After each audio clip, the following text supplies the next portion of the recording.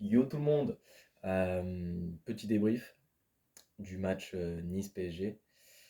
Euh, alors, déjà, je tiens à m'excuser pour la sortie un peu tardive de cette vidéo, étant donné que le match était déjà samedi soir et on est dimanche soir. J'ai pas sorti la vidéo directement samedi soir parce que déjà sur le coup de la colère, je savais que le débrief allait pas être intéressant et que ça allait juste être littéralement craché sur certains joueurs.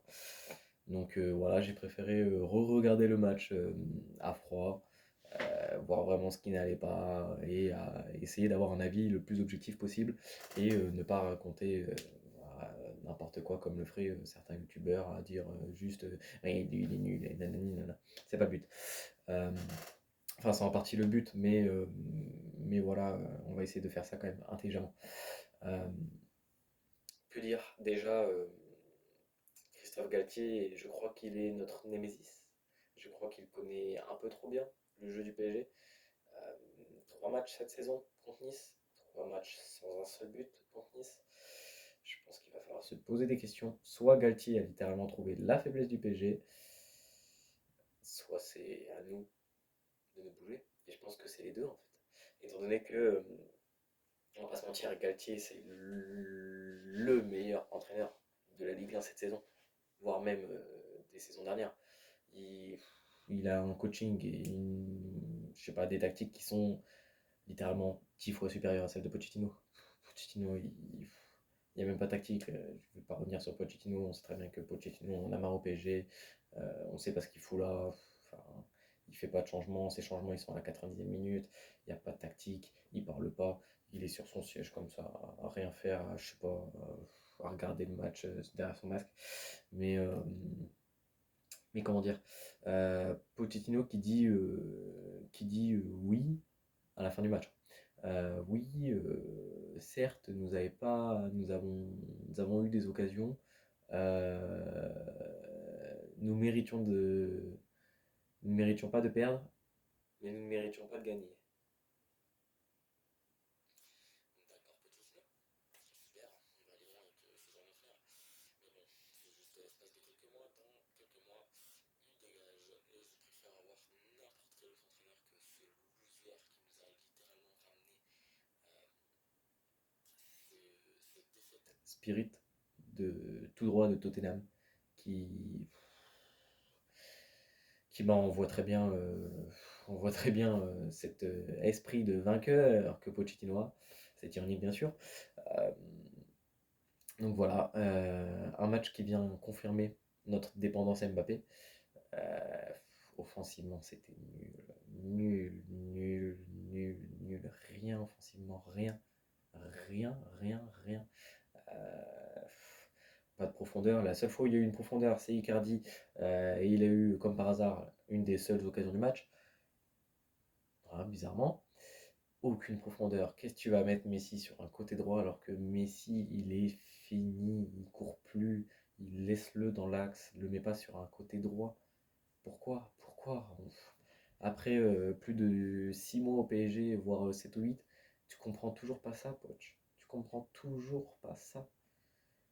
Laisse-le dans l'axe, ce pauvre Messi. Tu vois bien qu'il court pas, il a pas envie de courir, il s'en branle. Neymar, est-ce qu'on va vraiment parler de Neymar? Ouais, on doit parler de Neymar parce que les gars, je crois que c'est fini Neymar au PSG. C'est fini. On verra plus un Neymar, un grand Neymar comme à son arrivée au PSG où il faisait des masterclass sur masterclass en Ligue 1 ou, euh, ou de Neymar du, euh, comment dire, du Final 8 à Lisbonne. Oui, c'était à Lisbonne. J'ai eu peur de dire une bêtise. Mais c'est tout, on ne verra plus Neymar. C'est encore une fois le but qu'on prend, c'est sur une perte de balle de Neymar en attaque qui veut pas faire sa putain de passe parce qu'il est entouré de 4 joueurs. Pourquoi il force? Pourquoi? Donc voilà, on a eu un Neymar qui au lieu de jouer, je sais pas, il est en train de s'énerver contre Guiri, pas content de Neymar parce qu'il n'arrive pas ses dribbles, enfin bref. Ça me dégoûte parce que je surkiffe ce joueur, vraiment. J'adorais ce joueur à son arrivée au PSG. C'était une idole, clairement. Une idole. C'est, je sais pas, le Neymar du Barça, qui était l'ombre de Messi, entre guillemets. il était incroyable. Il était mais splendide. Et là, je sais pas, même un Draxler aurait fait mieux que Neymar ce soir. Littéralement. Enfin, hier soir. Mais bref, Di Maria, est-ce que son contrat lui reste dans la tête et du coup il joue mal? Je sais pas. En tout cas, je veux pas le prolonger. Malgré, je te remercie Di Maria pour tous les bons moments qu'on a eu au PSG, mais là c'est fini. Il faut mettre un terme, voilà. Tu retournes en Argentine, pas de soucis, tu vas en MLS, tu fais ce que tu veux, mais ciao, ciao Paris, ciao Paris. C'est au revoir, bonne journée, arrivederci, hasta la vista. Il a plus le niveau, il n'a plus le niveau, je sais pas.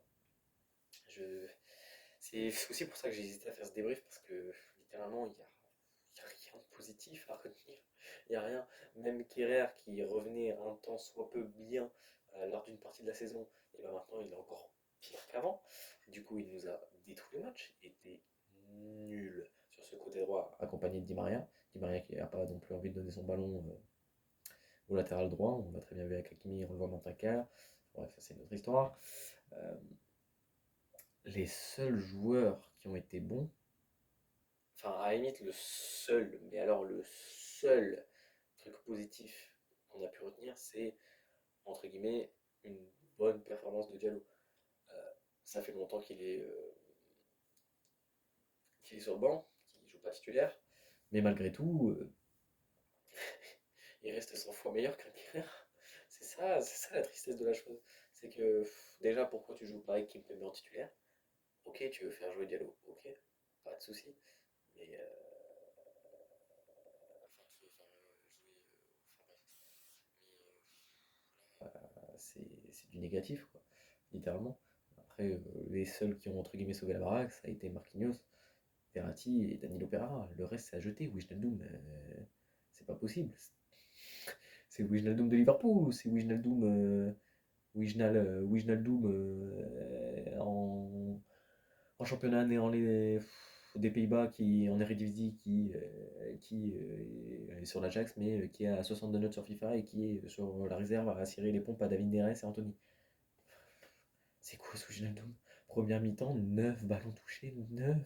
T'es milieu de terrain, Wijnaldum. Wijnaldum, tu es milieu de terrain, 9 ballons touchés. Il n'y a pas d'appel, il sait pas se placer, il sait pas où il est le pauvre. On dirait il est perdu. Vous voulez faire quoi avec un joueur comme ça? J'ai été le premier à l'encenser Wijnaldum dès qu'il est arrivé. Je me suis dit, putain, yes, enfin un vrai milieu de terrain. Un putain de bon milieu de terrain. Et au final, c'est une taube. On s'est fait douiller sur Wijnaldum. Douiller. Est-ce qu'il sait encore jouer au foot même? Ça me désole parce qu'en entraînement, je regarde les séances. Ouais, ça va, il a une bonne qualité de tir, il continue à faire des bonnes passes, voilà. Mais en match, mais zéro, zéro, zéro, c'est nul, c'est rien, c'est même pas débattable, c'est n'importe qui fait mieux, même Edouard Michu ou Javi Simons, ils auraient fait mais 100 fois mieux, 100 fois mieux. Pourquoi tu ne les fais pas rentrer quand tu vois que Wijnaldum est éclaté? Et pourquoi tu ne fais pas rentrer un Idrissa Gueye, qui est tout simplement un de nos meilleurs milieux, dans ce match? Alors que tu vois que Wijnaldum est littéralement nul. Nul. Enfin, bref. Aussi un petit débat pour finir. Je pense que Navas va se faire entre guillemets surpasser par Donnarumma. C'est-à-dire que Navas reste beaucoup moins. Ses relances sont désastreuses. On a tous vu sa relance qui part. Bref. Et le souci, c'est que là, Pochettino, il a fait un choix fort. C'est-à-dire qu'il a fait jouer Navas à 3 jours d'un match de Ligue des Champions titulaire. Donc, c'est-à-dire que si il met Donnarumma titulaire face au Real, ça va être une grosse prise de conscience pour Navas. C'est-à-dire que ce sera littéralement le message de Pochettino qui dira ok, Donnarumma est supérieur à toi. Et je pense que Navas à la fois le prendrait mal de se faire voler sa place de titulaire indiscutable. C'est-à-dire qu'il a commencé à perdre depuis le début de la saison avec l'arrivée de Donnarumma. Mais en plus de ça, s'il ne joue pas contre le Real Madrid, je pense que ça va commencer à faire un petit peu écho.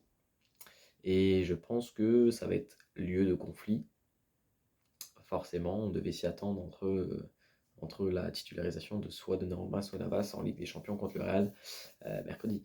Donc, je ne sais pas ce que fera Pochettino ce soir-là. De toute façon, au match contre Nice, il n'y avait rien à sauver. Gouiri nous a fait l'amour. C'était pas le plus beau Nice du monde, mais c'était un Nice qui a largement mérité sa victoire. Bravo à Christophe Galtier et ses joueurs. C'est simple, hein. La tactique, tu peux avoir n'importe qui sur le terrain. Si tu n'as pas de tactique et que les joueurs n'ont même pas envie de jouer en Ligue 1, dans ces cas-là, je préfère qu'on mette des jeunes. Non, mais honnêtement, si Messi t'as pas envie de jouer, si Neymar t'as pas envie de jouer, si Di Maria t'as pas envie de jouer, c'est bien, vous restez sur le banc, il n'y a pas de souci, vous allez faire la bringue chez vous, il n'y a pas de souci. On s'en fout. Je préfère littéralement voir des pauvres joueurs qui sont jeunes et qui ont zéro place prendre votre place en fait, littéralement. Enfin bref, ça clôt un petit peu ce débrief du match. Ce que j'aimerais bien que Pochettino fasse pour le match contre le Real, c'est qu'il nous fasse. Alors, déjà, on a un petit problème pour le match, c'est-à-dire que Hakimi est peut-être blessé, donc il sera peut-être pas là. Du coup, il parlait dans la presse de pourquoi pas faire une défense à 3, chose que Pochettino n'a pas fait depuis le début de la saison une seule fois, avec Di Maria en piston droit. Donc, si j'ai bien compris, ça voudrait dire qu'il ferait une défense à 3. Donc, je pense qu'il ferait possiblement un Kimpembe, Marquinhos et peut-être Diallo, avec en piston gauche Nuno Mendes et à droite, du coup, Di Maria. Mais du coup, ça veut dire qu'au milieu, il mettrait Danilo, Verratti. Ouais, et ça veut dire que le trio offensif, ce serait Mbappé, Messi, Neymar. Je, Est-ce que je suis seul à voir où est le problème en fait? Bonne chance au milieu de terrain, quoi. Bonne chance. Ça va être. Enfin, tu vas avoir 3 mecs devant qui vont pas courir. Enfin, ça va être désolant, je pense. J'espère simplement qu'il ne fera pas ça. J'espère. Parce que sinon, on signe littéralement notre arrêt de mort. Un Real qui n'est pas à sous-estimer, étant donné qu'eux ont gagné face à la Real Sociedad 4-1, avec un Camavinga exceptionnel, et un Benzema buteur, qui revient en forme. Je pense qu'il va falloir s'inquiéter, même si Casemiro n'est pas là, Kroos n'est pas là, Mendy n'est pas là. Donc c'est une bonne chose, mais je pense qu'on va voir un Real de Madrid avec une composition Vinicius, Benzema, Asensio, et au milieu de terrain, un Modric, Valverde et Camavinga. Rien que ça, déjà, moi, ça m'inquiète un peu quand même. Parce que certes, Valverde et Camavinga, c'est des jeunes joueurs, mais c'est des joueurs très compétents. Faut pas l'oublier. Et, euh, et défensivement, on pourrait sûrement voir un Marcelo, Eder Militao et possiblement un David Alaba ou un Nacho Fernandez, je sais pas du tout, on verra bien. Et en défenseur droit, Carvajal toujours. Mais voilà, alors offensivement, j'ai pas peur avec le retour d'Mbappé, vu qu'on est dépendant d'Mbappé, c'est un petit peu lui qui va tout faire, on va pas se mentir. Mais défensivement, moi j'ai peur. Si on part sur la défense à 3 avec Di Maria piston droit, ouais. Ouais, ça me fait un peu peur. Enfin bref, on verra bien. De toute façon, on sait très bien que c'est un PSG qui n'a pas envie de jouer en Ligue 1 et qui, en Ligue des Champions, te fait des masterclass. Cette équipe est beaucoup trop random et je pense que certains supporters, tout comme moi, en ont simplement marre. Et c'est pour ça que j'avais pas envie de faire un débrief hier soir et que j'avais pas envie de m'énerver devant l'écran. Ça sert à rien. On a l'habitude depuis le début de la saison que ça se passe comme ça. C'est déjà la deuxième défaite cette saison, ou même la troisième. Donc bon, Pochettino, ses stats, je comprends même pas pourquoi cet entraîneur est toujours là. Je comprends pas. Après, on va voir en Ligue des Champions ce que ça donne, hein, mais bon, je vais pas vous mentir, je suis pas hyper confiant et très optimiste pour mercredi. Je l'étais beaucoup plus au match aller, et là, je doute un peu. Je vais vous laisser là, les gars. Je pense que la vidéo va déjà être un peu longue. Je vous fais plein de bisous. Merci d'avoir suivi ce live. N'hésitez pas à mettre un like, à mettre en commentaire pourquoi pas votre pronostic du match de Ligue des Champions qui arrive, ou votre avis par rapport à certains joueurs. Qu'est-ce que vous avez pensé de Neymar? Est-ce qu'on doit le garder? Voilà, n'hésitez pas. N'hésitez pas à partager non plus, à vous abonner, à activer la cloche et à venir discuter avec moi, il n'y a aucun souci. Et aussi à me donner des idées, des choses que vous voudriez qu'on aborde dans les vidéos ou quoi que ce soit. Voilà les gars, je vous souhaite une bonne soirée et on se voit pour le débrief du coup du match. Je ferai peut-être un débrief de la soirée de mardi de Champions League, on verra, mais si jamais il n'y en a pas, on se dira mercredi soir pour le débrief du match Real PSG.